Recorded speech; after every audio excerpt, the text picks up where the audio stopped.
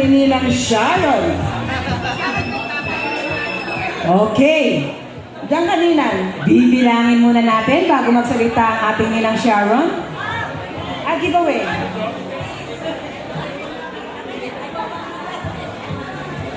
Sobre pa lang, pangmayaman na. Gucci. Yayamanin ng sobre ni Ninang. Sobre pa lang, 100 euro na.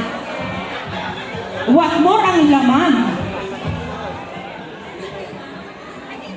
Nako, na-break. Na-break ang primo. May berde ah. 1, 2, 3, 4, 5. Palakpakan naman po natin Ninang Sharon Tamayo.